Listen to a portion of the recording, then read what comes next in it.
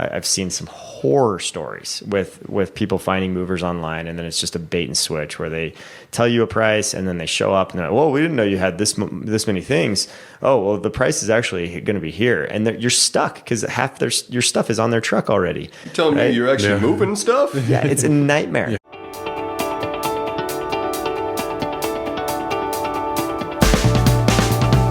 Welcome back to the Real Estate Huddle. And we've got episode 75 today, where we're going to be talking about the relocation resource here in Denver. If you are moving to Denver, we're going to talk about having a relocation plan, relocation guide. That's us. And we can also provide an actual relocation packet at the end of the episode. If you want to message us, we'll actually send a relocation complete guide for you so that you can have more resources if you're planning a move to the Denver area. So we're excited to get into this because obviously this is a very big time for a lot of people if they're relocating to Denver.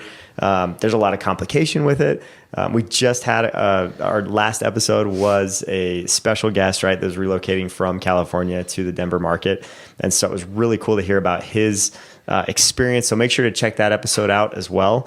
But let's talk about this, and we'll just kind of open it up to, why do you think a lot of people are considering a move to Denver? What do you think, guys? Well, in my case, took a new job to come out here, meaning you get a little help on the relocation side. Mm-hmm. But had I had a podcast like this back then, I might have done some things differently. Yeah, he learned from your mistakes. It happens. So. I don't know if I made mistakes, but I don't remember them being very easy. The process was not terribly easy. Well, let's break that down, because you said that the relocation company was involved in the move. What exactly did they do? Because some corporations will do this for their employees. Unpack it little by little. You really remember at the time is that they're paying for the move. Mm-hmm. So the pack up, the move, and the unpack. Yep. There's a car involved. Yep. But if I think back at the process, they did introduce me to a couple of real estate agents, mm-hmm. neither one of which I used. So I think back to what we're talking about, the biggest value add was when you get on the ground, as Matthias was talking about, mm-hmm. and you get someone who can answer the questions that you care about schools and mm-hmm. this neighborhood versus that, and old, age of homes. Yep. Anyway, that's a long answer. So what you remember at the time is the move, the actual packing. Right. Which, to your point, that's not the emotional part. Like buyer's remorse does not stem from that. It's from other stuff. Yeah. So that'd be the first tip, right? For anyone relocating is check with your company and see if they provide any relocation support. And in your case, it was moving costs, packing costs, also easing the burden on closing costs at closing probably. I feel like if you struggle selling your house, often they will give you a backstop. Yeah. And buy your house after a certain amount of time. Connecting you with an agent. And by the way, we are on almost every one of those lists. Yes. So if you're being connected to an agent, look up our company is Remax Professional, so we're on those lists, and you can see all of our information below. And note that if you don't see us on the list, or they try and steer you in another direction, we can be added to that list. It's just a matter of agreeing to things. So, just because they recommend somebody, don't necessarily go with that person. So, because that's someone that they have an affiliation with, and sometimes that is not always the best. So, and they haven't done 75 podcast episodes trying to help you relocate to Denver. I promise. So they haven't. Okay. And so, what were you gonna say, Brett? So I've been through a corporate relo as well. So I'm small town Minnesota. Worked with Lockheed Martin, and I moved out here. So they gave us, they helped us sell our home in the Midwest. They paid for 2 car transportations across country. They gave us a stipend for money. They helped with the pack up and move and all the different things. But some of the other things that they gave, so I had with Cardis, I had an HO4 relocation package because I was a homeowner. So they give us temporary housing. They paid us per diem for food. Cardis, HO4. Sure. So Cardis is the company that the relocation company that Lockheed pairs with. HO4, there's HO8, HO4. They have different packages based on how important you are within the company. They'll give you more. Renters and policies are much different. They manage all the relocation benefits, basically. Coordinate that. So, and they have a coordinator that'll do a lot of that stuff. Mm-hmm. But I was able to, out of my temporary housing stipend and my per diem, which is lodging and food for my family that was out here, I essentially was able to collect all of that money and restructure my lease for the home that I was renting. And I almost paid for a full year out of that by paying it up front because of the way the actual the HO4, the relocation package, was structured. I could have given that at $165 a day to the Marriott extended stay and only had 30 days worth of housing, or because I was out here and I knew how to negotiate those contracts, I worked through that.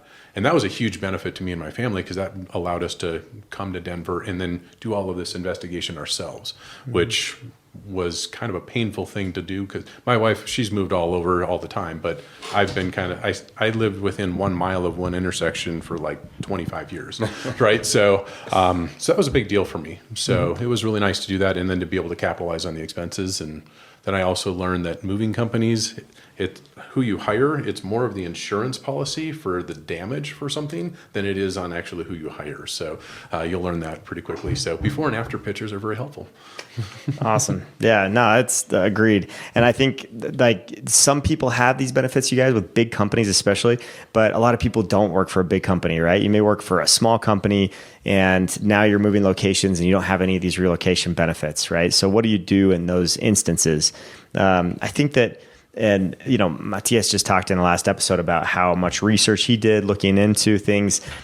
He said that I'm a little puffed up because Matthias told us how great we are. But honestly, I think listening to a podcast like this about like the local, like what is it really like to live here? What to expect? What are the processes like of moving here?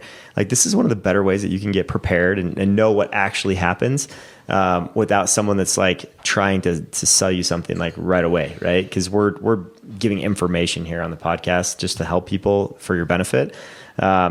But, you know, I think that that's one way that you can do it. I think looking at websites like greatschools.org is huge.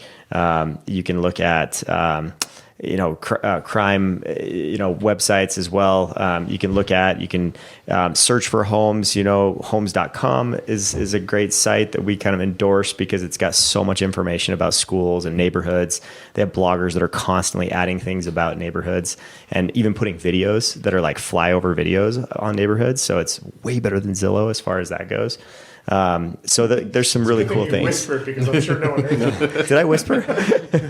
Hopefully these mics are good. You still heard me.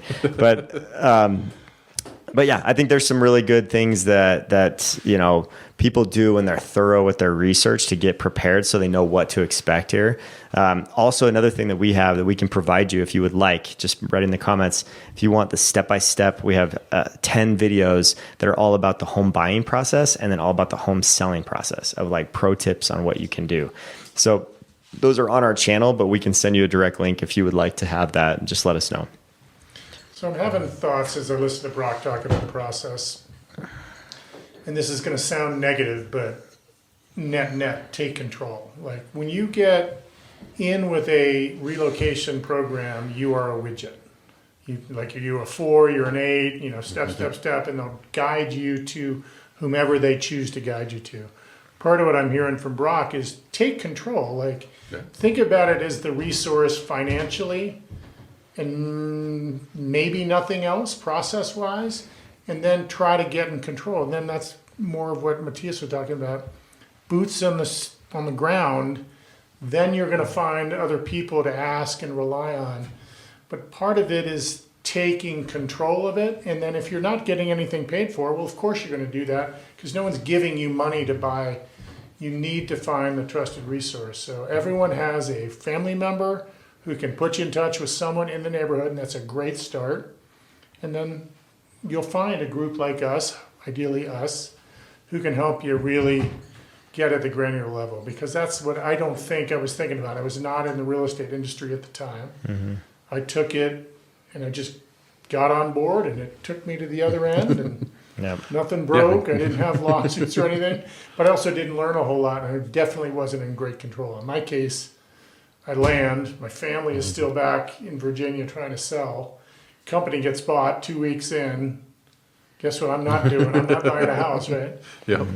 Anyway. Yeah, for Take sure. control. Like whether you're getting financial funds, whether you're doing it all on your own, treat it as such, and then take some of these resources we're talking about. Yep. Know what you're getting into, find experts at each step, and I trust myself to be in control more than I trust someone else. Yeah. Maybe that's a me problem, but maybe it's wise advice.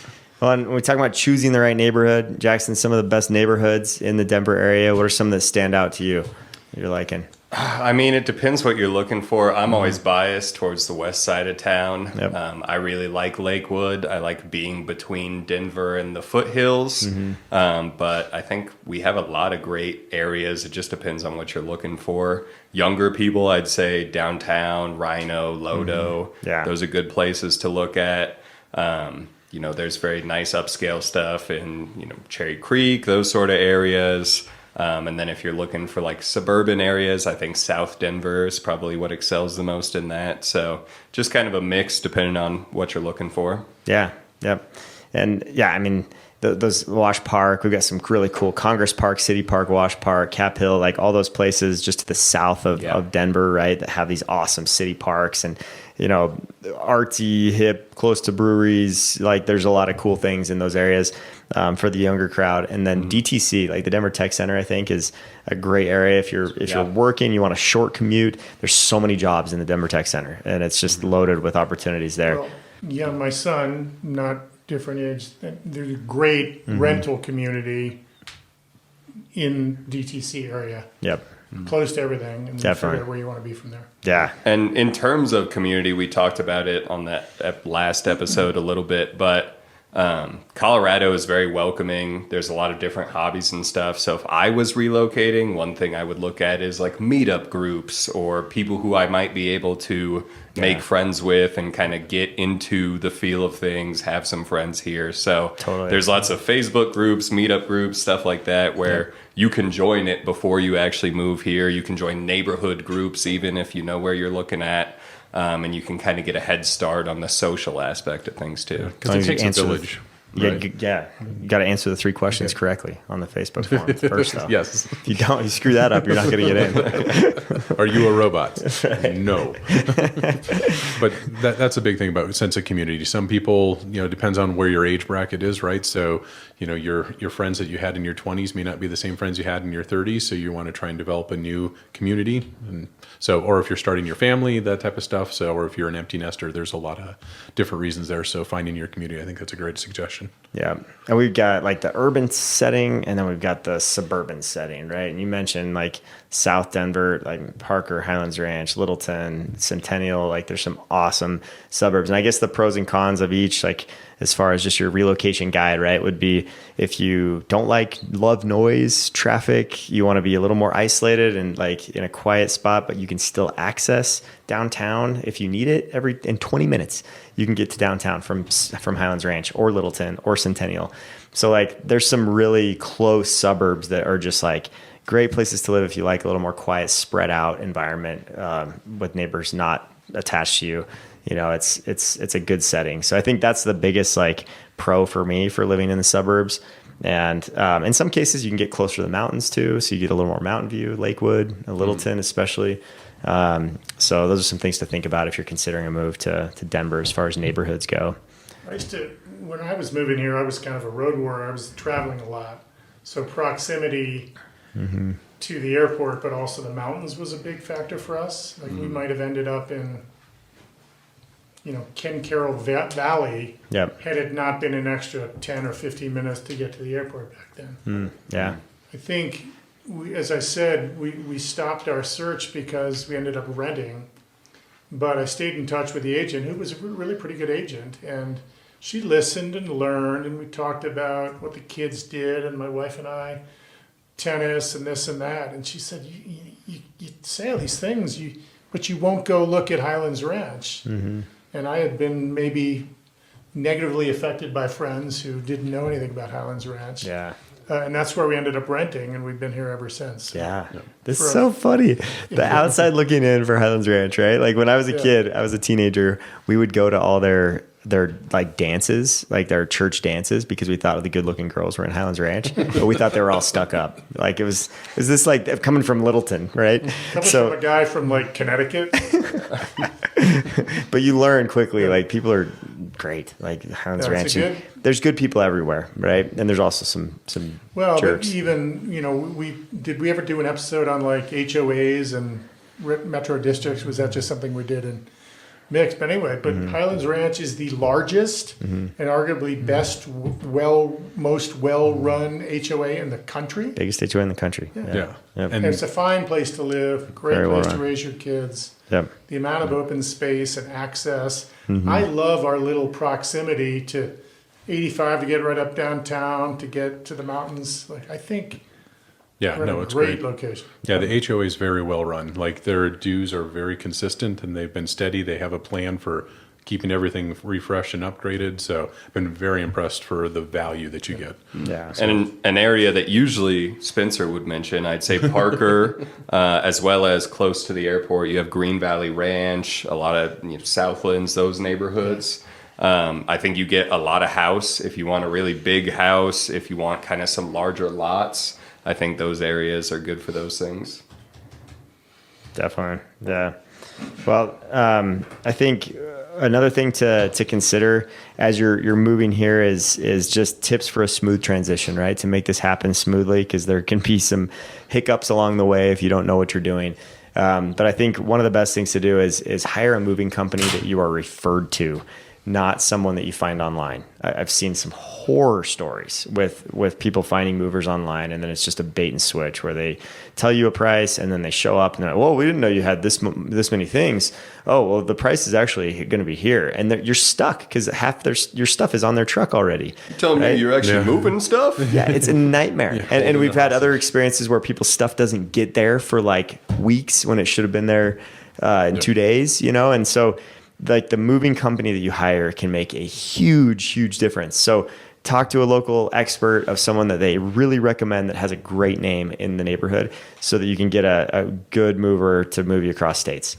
That's key. And we've got a great one in-house here, or not in-house, but like in Colorado that we recommend. Yeah, and the other thing with movers, the one thing I was not aware of is the packing and the shipping on one end is different than the transportation long haul, and then the receiving, unpacking is different too. So there's multiple different companies and contracts in between that. So There's something to be said for a moving company with a contract with a Cardis or someone like that. because they do Think all of about it. the levels they have to cross in the first place, and then they really don't want to mess that up. Yeah. Leverage that you don't have, your support company, Cardis, will have over them. Yeah. Yeah, and I've used Pietras movers, like they're amazing. Pietras Elevated Services, their company name. They're fantastic. Always, like I get raving people, and I actually experienced it too. I used them on my move just over a year ago, and they helped a ton. So it was smooth, everything went well, and it's just a night and day experience if you have the right mover. And then, connecting with local schools, it's pretty easy to call and find out if schools are accepting open enrollment. If you're curious about that, you can watch our podcast episode, the segment that we did on YouTube about all the schools, where I toured a bunch of different schools, talked about those. That's a good resource for you. And then, as far as making new friends, in the community, Jackson mentioned like meetups, GroupMe. There's a lot of different things you can do to connect with people here in Colorado. And people like to be outside. They like to be social here for the most part. There's introverts everywhere, but a lot of people come to Colorado and say, "Wow, nice people here. This is great." And especially coming from Chicago, Boston, and New York, they all say everybody's so nice here. Philly, probably the same, I'm guessing. But we do have a pretty nice culture here. We're not as friendly as the Midwest, I don't think, but we're like... I think we are more welcoming than the Midwest. You think so? In the Midwest, people are like kind of fake nice to you, but they're not actually passive kind. aggressive. Yeah. There's a great commercial on TV. Have you seen this? The girl who's passive progressive. No. It's like a progressive insurance ad. No. Look it up. It's really freaking Okay. funny. Is it Flo? No, it's I think same company. Anyway, but like we're kind of Midwester here. Like I think there's a Midwestern vibe. Yeah. Yeah. We're not very far from the prairie, folks, right? Yeah. Well, we used to be a cow town, and then we were an oil and gas town, and now we're a very diversified economy. And that's one reason why a lot of people love to move here is because there's so many jobs. And so A lot of pretty space metropolitan. industry, a lot of engineering and space industry out here. yes, a couple of the notables that moved their headquarters here to Denver last year were Astro Digital, moved from Santa Clara to Littleton, Colorado. Safran is another company that moved to Colorado from California, from Irvine. And then Ibotta is another digital cashback rewards type company. Ibotta. Ibotta, sorry. Ibotta what? That's the whole, okay. Well, my Spanish vowels there really screwed me up. 16 Market Square, downtown Denver. And then DaVita, huge company for dialysis and medical industry. Fortune 500 company moved their headquarters to Denver last year. So we've got quite a few. And then Agent Sync was another one. Newscape Studios was another one. There's several. And then when you talk about some of the top companies rated to work for in the Denver area, Zoom is actually one of them that's in downtown Denver. Whatacoupons.com, 111 Minutes, Tonic, Matrix Marketing Group, BlueStack, Fanatics, Patent Services USA, Huntress, Exactly Corp. The list goes on. EchoStar, Basis Technologies, PwC, Monday.com, Insurance, Mod Solutions, Video Amp, Validity, EPAM Systems, Livongo. A lot of keywords you're getting in the. I could keep going here. Slalom, Boeing, big one. Yep. Personal Capital, Visible, Intelsat. Remember the old tried and true, the And- phone company? Yeah. Ibotta. I'm going to say it right this time. Website development company, TechStrip, Sovereign. So those are just a few of the really high quality companies to work for here in Denver. So maybe you're watching and you're like, ooh, who could I apply to get a job in Denver? Because I really like the vibe in Denver, but I don't know who I'd work for. Check those companies out. We got this from builtincolorado.com. And you can look at that list and see, who are some of the best companies to work for here in Denver.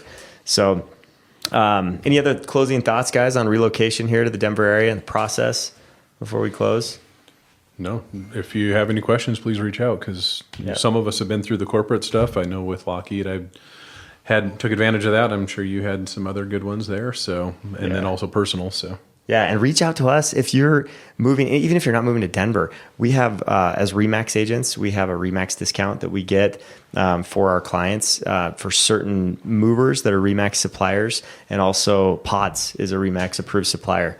And so there's some nice discounts that you can get just from saying that you work with a RE/MAX agent. So and we got a relocation intro package that we could get you as well. we do. Yeah, reminder on that. So if you would like that relocation guide sent to you, or if you would like the 10 videos on the home buying process or the home selling process, if that would help you, just make a comment here. Let us know that you would like that, and we'll make sure to get those resources to you so that you can have even more direction on your relocation to the Denver area or any other area that you're moving to. We'd love to be helpful there. And as always, please subscribe to our channel so you can see more videos just like this one. And we appreciate you listening, whether it's on Apple Podcast or on YouTube. And we look forward to catching you on our next episode.